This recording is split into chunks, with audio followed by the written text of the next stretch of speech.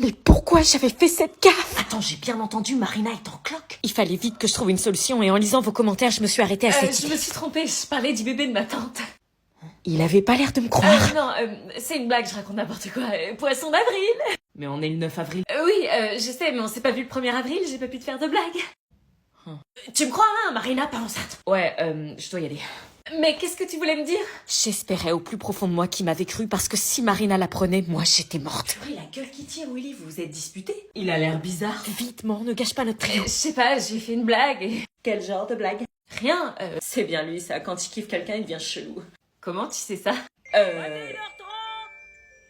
Après ce petit coup de flip, nous passions alors comme tous les soirs notre soirée à discuter. Mais tout était différent ce soir, j'avais une épée de Damoclès juste au-dessus de la tête. En vrai, ça me va bien d'être enceinte. Ça sera surtout moins bien quand tout le monde le saura. Notre amitié était tellement cool et l'idée que tout pouvait être anéanti par ma faute commençait à me rendre malade. Si c'est une fille, on l'appelle comment? Ambre, ça sonne bien, non? Et si le père choisissait un autre prénom? Quoi? Anna, t'es sérieuse? Tu veux toujours pas lui dire? Non, ce bébé sera élevé par moi et ses tantes, c'est-à-dire vous deux. Le père restait un sujet tendu. Sujet clos, y a pas de papa. Ok. Mais dès le lendemain, les choses prirent une tournure dramatique. C'est quoi ce bordel? Pourquoi j'entends des cris de bébé? Oh non, comment les autres pouvaient savoir? Est-ce que Willy m'aurait pas cru et aurait tout capté? C'est des gamins, laisse. Mais durant le petit-déj, les doutes se confirmaient. Il va bien, bébé? Marina, elle est enceinte. Je faisais en sorte de pas croiser le regard de Willy, comme si j'avais peur chaque seconde qu'il ouvre encore sa bouche. Bizarrement, il avait l'air très touché. Pourquoi tout le monde me regarde? Tout le monde est au courant ou quoi? Je sais pas. Même le mec de Marina était lui aussi harcelé. Je m'inquiétais pour le harcèlement qu'allait subir Marina. Alors, il va bien, le bébé? Mais Marina resta fidèle à elle. Et vous vous irez bien quand j'aurai mis mon poing dans vos putains de gueules, Marina. Quoi? Il faut qu'on parle. Est-ce que j'avoue à Marina que c'est moi?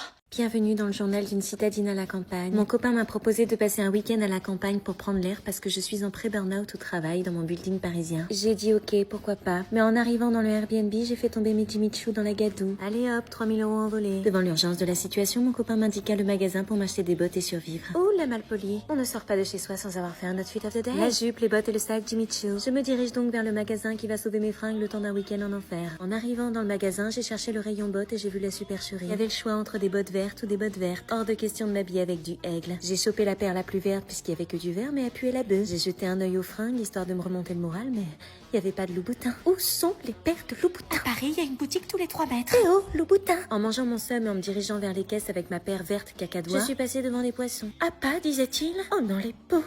Frais et dispo, écrivait-il. Comment pouvait-on les traiter ainsi? Ils avaient tous une famille, eux aussi. J'ai donc acheté tous les poissons pour les mettre dans les temps, j'avais trop de peine. Puis en arrivant devant les asticots, je me suis dit que c'était inhumain de leur faire subir ça. J'ai donc acheté toute l'animalerie. Maman est là. Mais sur le trajet, je me suis fait arrêter par la police parce que le chien sentit quelque chose. Mes bottes sentaient la drogue. Je vous l'avais dit. Sauf que c'est la drogue du paysan, pas du parisien. J'ai donc été arrêtée et fini en garde à vue par ce fameux policier. Franchement, la police de Paris est bien plus sympa. Une fois libérée, j'ai remis les poissons dans l'eau et je leur ai redonné une seconde chance. J'ai relâché les asticots dans le petit enclos que j'ai préparé. Oh, il fait quoi lui sur ma peau?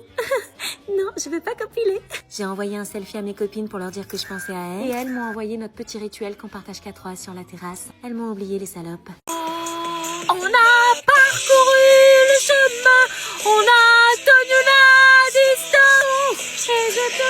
S'il faut mourir, autant vivre à en crever. Tout retirer,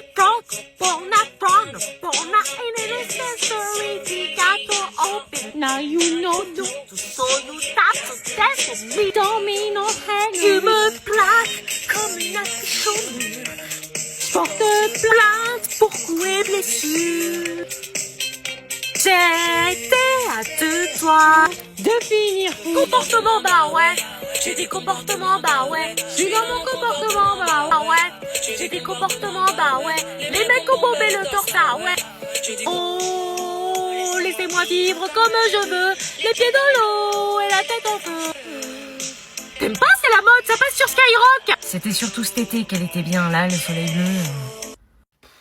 Tu vas où là? Bah, je vais voir des potes. T'es fou ou quoi? Quoi? Tu crois que c'est le moment de sortir là? Bah ouais. Attends, est-ce qu'il faut que je te rappelle que t'as le bac dans 10 jours? Bah ouais, merci de me le rappeler, j'essaie d'évacuer mon stress là. Mais évacuer quoi? T'es un glandeur? Ah ouais, je suis un glandeur moi. Ah non, mais tu sors pas, c'est niette. Mais je sors juste 2 heures. 2 heures? Et puis quoi encore? Tu crois que Djokovic fait soirée avant la finale de Roland Garros? Maman, je vais pas rater ma vie parce que je sors 2 heures. Sortir peut nuire à ta concentration, ton avenir, ton cerveau, et si ton cerveau fonctionne pas le jour du bac, je te déshérite. Mais j'ai besoin de décompresser, j'ai la teuté qui va exploser. Décompresser, tu décompresseras après le bac, mais en attendant, tu restes à la casa. Puis j'ai pas cours la semaine prochaine, les profs nous laissent la semaine pour réviser. C'est pas une excuse. Mais je passe mon temps à réviser, je suis enfermé 24 heures sur 24, j'ai plus de vie sociale. Oh mon pauvre, bienvenue dans la vie d'adulte. Maman, wesh. Ah non, combien de fois je t'ai dit d'arrêter avec ce mot? Ok, bon bah s'il te plaît. Tu vas le regretter ce temps perdu quand tu tomberas sur celui que t'as pas révisé. Mais non, j'ai fait un programme de révision, c'est bon. Waouh, et tu le respectes? Ouais, vite fait. Si tu bosses maintenant, tu profites tout l'été. Si tu sors maintenant, tu stresseras jusqu'en août. Tu me casses la tête alors que toi tu l'as pas eu. Écoute ce que je dis, mais fais pas ce que je fais, hein. Bah, c'est justement pour ça. Pense donc que je suis picarde. Qu'est-ce que tu fais? Bah, je révise le bac. Mais c'est pas toi qui passe le bac. Il révise pas, donc je révise pour lui. Vous sortez votre tombola? J'étais dans la merde, comment j'allais m'en dépatouiller? J'avais passé la soirée à lire vos commentaires. Et l'une de vous, Lola, m'a suggéré une première stratégie. Je les ai oubliés en bas, ils ont dû tomber. Vous pouvez venir avec moi les chercher si vous voulez. Bah si. Non, c'est pas grave, s'ils sont tombés, on en achète pas, hein, la porte est là-bas. Il fallait que je ruse encore un peu. Et que j'insiste avec la deuxième stratégie de Maëlys qui me conseillait de faire genre de les avoir oubliés. J'en ai plus, ça me revient. Vous pouvez me donner votre numéro, comme ça dès que j'en ai, je vous appelle. Oui, si vous voulez. Je te donnerai mon numéro. Il allait pas me rendre la tâche facile. J'allais donc tester la troisième méthode, celle de Gojo, qui me conseillait de lui dire que j'en avais plus et de rester en Ça contact. me revient en fait, ce sont des tickets numériques, il faut les scanner. Vous changez beaucoup de versions. Désolée, du coup, vous pouvez me montrer votre téléphone? Prenez le mien si vous voulez. Non, le sien. Pourquoi le mien? Bah pour scanner les tickets. Bah oui, scanne chérie. Non, mais j'ai plus de batterie. Bah, tu m'as envoyé un message il y a 5 minutes, comment t'as fait si t'as plus de batterie? C'était un message programmé. Je fais ça souvent. J'avais plus qu'une dernière solution, celle que vous m'avez quasiment tous conseillée, et certainement la plus dure. J'ai pas de ticket de tombola. Ah, tu vois? J'ai pas de ticket, j'ai rien à vendre. Ah bon? Bah pourquoi vous... C'est votre mari qui a inventé cette excuse piton. Quoi? Délire! Qu'est-ce qu'elle raconte? Tiens, je t'ai dit que je la sentais pas. Je suis désolée de débarquer chez vous avec ce lourd secret, mais de quoi vous parlez? Sortez dehors, j'appelle la police. Culot, définition, 2 points, open the guillemets. Ouais, bon, j'avoue. Est-ce qu'on peut parler seul à seul? Quoi? Non! S'il vous plaît. Vous me faites peur là, qu'est-ce qui se passe? Écoute, chérie, ce qu'elle va te raconter, c'est... Mais vous vous connaissez? Oui? Non. Puisqu'on peut pas s'isoler, votre mari sort avec ma demi-sœur de 17 ans. Quoi? Oh, c'est pas vrai! Il a une relation avec elle. Ouais? Il y a une interne qui revient. Salut.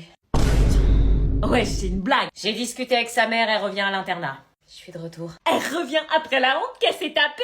Bon bah pose tes affaires et n'oubliez pas de faire vos devoirs. Comment elle ose revenir?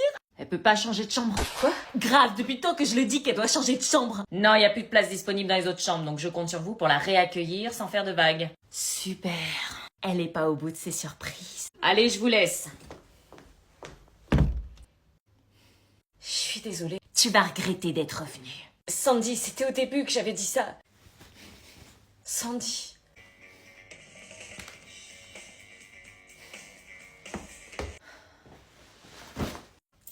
Bon, toi, je t'aime pas, ça change pas. Tu vas comprendre une chose, c'est que t'as fait de mal à beaucoup de gens ici.